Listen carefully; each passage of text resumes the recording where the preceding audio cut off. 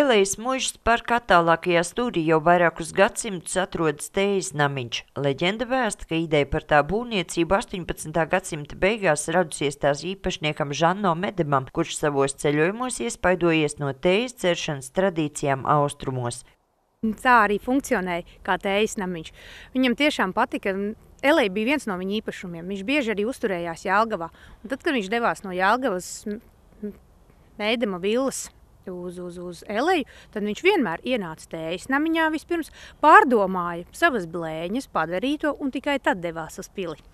Pils tika sagrauta Pirmā pasaules kara laikā, un arī Tejas namiņa ilgus gadus grauza laika zobs, tomēr tagad tam atkal dota otrā elpa.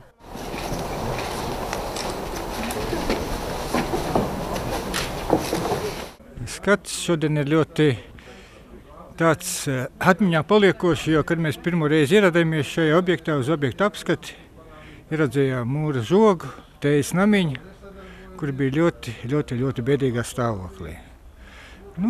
Ieguldītais darbs atmaksājās, un tad mēs redzam atjaunoto Tejas namiņu un arī atjaunoto mūra žogu, kuri abi divi ir valsts kultūras pieminekļi.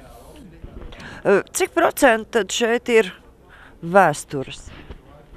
Vēstures šeit ir faktiski, varētu teikt, kad 70–80%, jo šeit ir saglabājušies oriģinālie mājas Tejas namiņa pamati un mūra sienas. Arī dekoratīvie koka gleznojumi ir saglabājušies kādu 80% apmērā. Lielāko pārsteigumu restauratoriem sagādājusi vecā jumta demontāža, kuras laikā tika atrasta Budas figūriņa, kas tagad atkal atgriežusies senajā slēptuvē. Veicot jumta konstrukcijas demontāžu, tika atrasta neliela Budas figūriņa, kas bija ļoti rūpīgi noslēpta jumta konstrukcijā.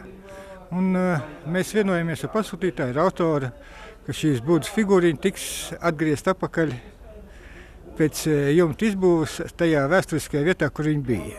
To zina tikai tie restauratori, kas atjaunoja jumta konstrukciju, kur viņi ir atlikt atpakaļ.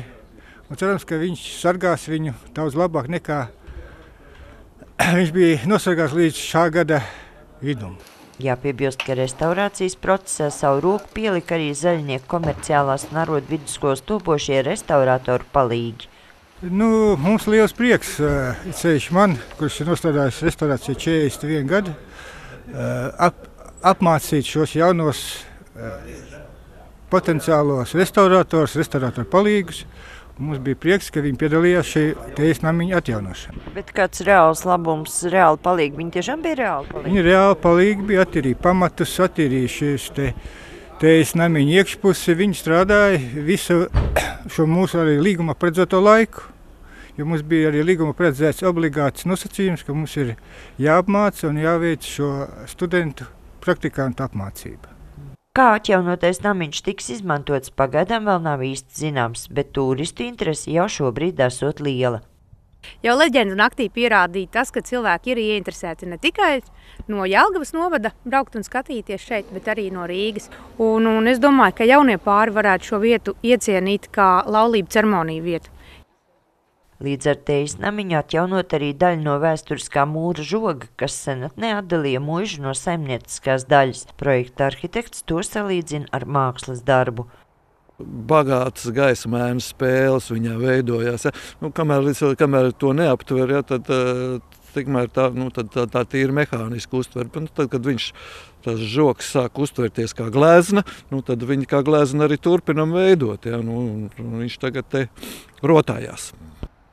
Projekta kopējās izmaksas sasniedz gandrīz 418 000 eiro, no kuriem lielākā daļa ir Eiropas ekonomikas zonas un Norvēģijas finanšu instrumenta atbalsts, vairāk kā 166 000 eiro pašvaldības ieguldījums, bet nedaudz vairāk kā 37 000 eiro valsts līdzfinansējums.